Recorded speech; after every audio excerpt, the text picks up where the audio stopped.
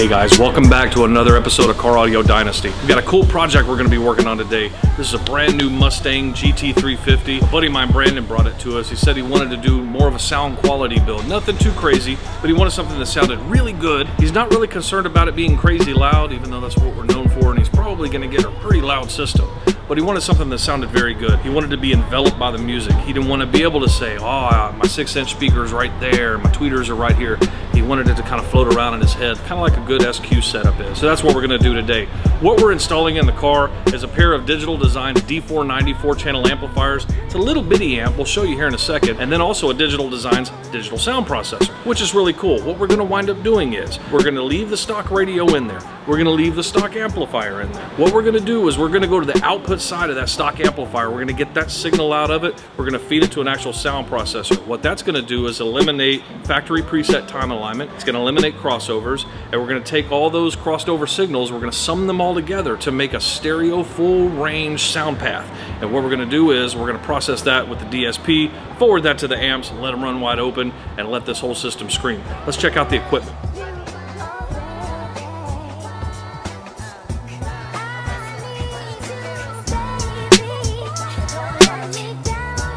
So what we've got right here is the D490. It's made by Digital Designs. It's a very small chassis amp, packs a wallop of a punch, and it's really, really good sounding. It's got tons of settings on there. Granted, we won't be using the most majority of them, but we are going to be using it to set the gain and all that other kind of good stuff. The remainder of the stuff is going to be done by the sound process, filtration, crossover points, time alignment, stuff like that. But we've got two of these. Now the way it's going to work is I'm going to have a left side amp, we're going to have a right side amp. Now this amplifier is going to run tweeters on channel 1. Channel 2 is going to be 3-inch speakers that are in the front doors, and they're going to take channels 3 and 4, and we're going to bridge them on a 6, one of the 6-inch drivers that's in the door.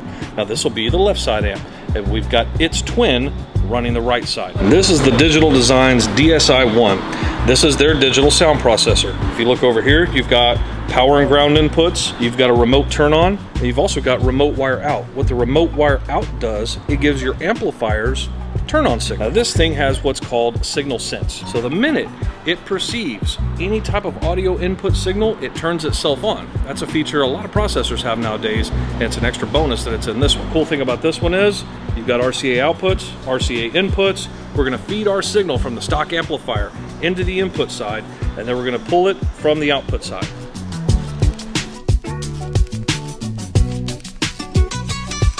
So basically what's going on so far is the guys have already gotten a head start tearing the door panels off, pulling out the old factory speakers. But the problem with the factory door panel is this. A lot of noise, a lot of flex. So what the guys have already started doing is putting sound deadener in the door. What the sound deadener does, it alters the resonant frequency of the panel that you're mounting your drivers to. It keeps a lot of rattle down, and it makes your sound a whole lot more responsive. Another bad thing about this door is look at this giant hole in here, right? The internal airspace inside here, especially with all these holes and gaps and crevices and whatnot, is not going to make that speaker sound really good. So what we decided to do is go ahead and put foam buckets in there. Now foam bucket is very simple. If I had one to show you, I'd show you, but I think we use the last ones on this. All it is a chili bowl made of foam. So you take that chili bowl made of foam, you stick it in the door, you shove your speaker in there, and you bolt it down super tight. Then you trim the excess fat around the edge like Alan did earlier. So I'll give you an idea of what we've done so far. They've already started on the sound deadener up to this point right here. They've already got the 6-inch Diamond Audio component speaker in there, and they've also got the 3-inch mounted. So you've got a 6 and you've got a 3, and up here in the stock position where the original stock tweeters are, we've already mounted the Diamond Audio tweeters.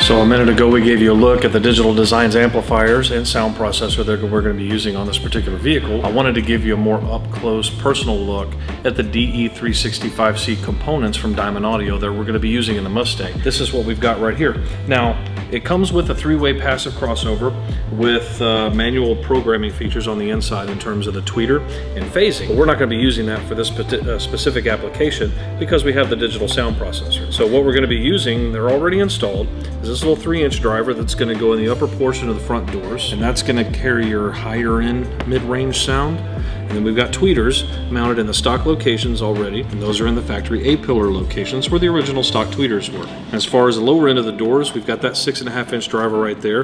These things actually reproduce really good quality low-end bass for their size. Now, granted, we're not going to be playing 20-30 hertz out of these things, so the internal crossover inside the processor is going to come into play. We're probably going to cross those over really sharp around 55-60 hertz. I really don't want to play much lower than that because we do want to get some volume out of this thing, and the customer is definitely going to be putting some subwoofers in there shortly, so that'll make up for the rest. Now, for the 3-inch speakers, we're going to cut those out at about 450 hertz. That way they don't play anything too low. We want to keep those clean and crisp. They're going to achieve everything that we need them to in that location. As far as the tweeters, haven't really made up my mind yet. 3,500 hertz, 1,500 hertz. I'm going to actually get with the folks over at Diamond Audio and see what a good crossover point is for these particular tweeters. Put a phone call into Larry Frederick, my man over at Cerwin-Vega Diamond Audio.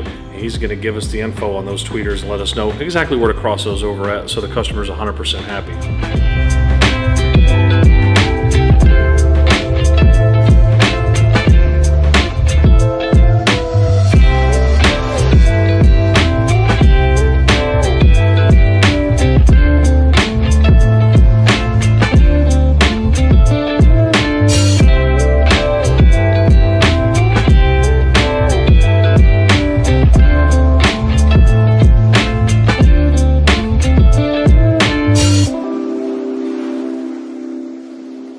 While the guys are outside putting the little finishing touches on the audio system in the Mustang, we'll take a quick break and I want to show y'all a brand new product that we just pulled in here at the store at Sound Evolution, and that's limitless lithium batteries.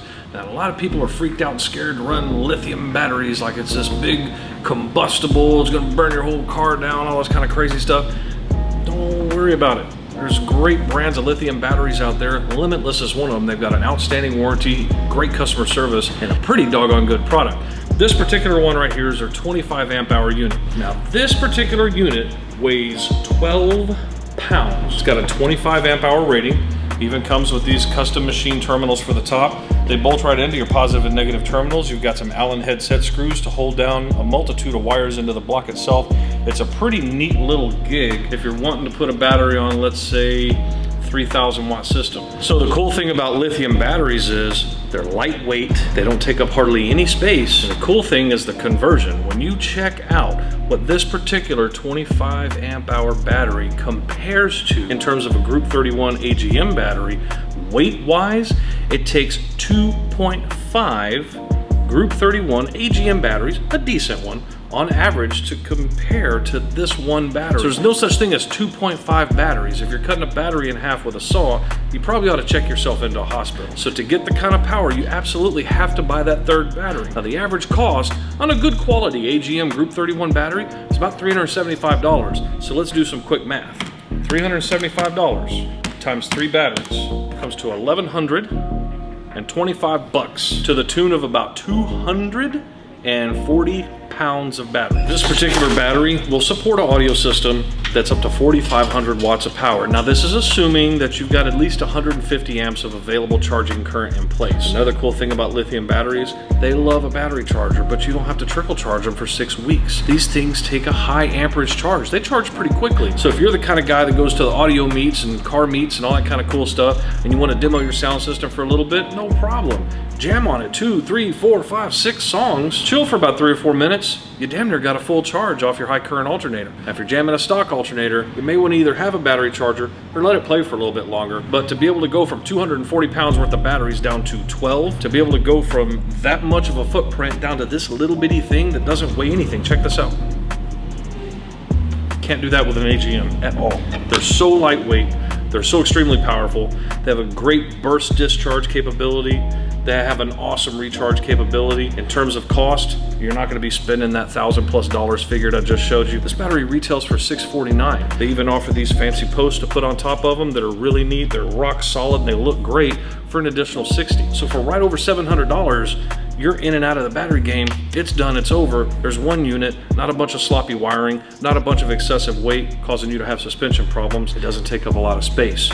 Less room for battery, more room for box. It's a great addition to your audio system. Check them out at limitlesslithium.com. All right, so a little tech tip for you guys. If you're installing the DSi-1 processor from Digital Designs, and this is true for a lot of other processors out there, in order for that unit to operate via signal sense, meaning it turns itself on without an ignition wire connected to it, you need to make sure your input voltage coming through the RCA inputs is at least 6 volts, because if not, that feature won't work. We kind of found that out the hard way, so the guys are going to go ahead and run me an accessory wire off the ignition to the DSi processor, and that'll in turn turn the amplifiers and itself on.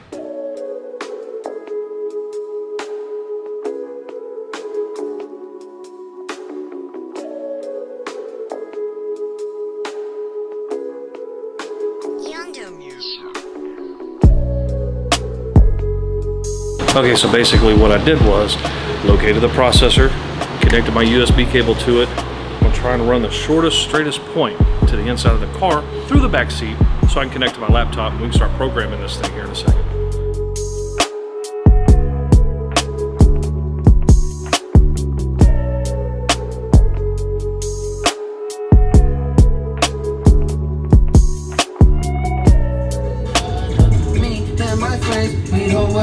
Pretend, hope you play this at your wedding. You're the one I wanna attend. This is dedicated to my ex-lovers. Hope that you hear this, never find another. Me and my friends, we don't worry or pretend. Hope you play this at your wedding. You're the one I wanna attend. Vultures at the altar, tell the past.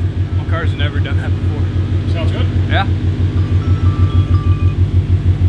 Hello, dear. Questions that I wanted to ask. How much horsepower do you have? To the crank, maybe 560. To the wheels, Okay. 510. So what gave you the idea to put more speakers and add more quality sound into your car? I went with my friend to buy Mercedes. Mhm. I have no idea what sound system was on the Mercedes, but when we went to go listen to the sound system on the Mercedes, it just sounded 10 times better. When in my car, it just pissed me off how like crappy it was. Asked a friend for a friend to help me with to find sound, and lo and behold, ended up with Paul. Did a really good job. Hey guys, thanks for joining in to another episode of Car Audio Dynasty. Project 2018 Camaro is finally finished. Bro, 2017. 2017 Camaro is... Huh? GT. 2017 Camaro GT is... 350. I'm so confused right now. 2017 GT 350. So it's not a Camaro? That is not a Camaro. Oh my. Hi, 2017 Mustang Shelby GT 350 is finished. Sounds bloody amazing. Mad props to the guys over at Diamond Audio. Some amazing speakers with a phenomenal price on them. As far as the Digital Designs equipment goes, you guys can't get any better than Digital Designs when it comes to processors and amplifiers. Car Audio Dynasty is going to take a 2-week hiatus because we are preparing for Austin Heat Wave, right? July 21st and 22nd, Saturday and Sunday is when Austin Heat Wave is going down. The Sound Evolution crew is going to be there representing Car Audio Dynasty to the fullest. We'll probably take home some trophies because that's kind of what we do. Jesh is going to be there. We got a few special surprises for you. You guys stay tuned. Check us out next time, Car Audio Dynasty.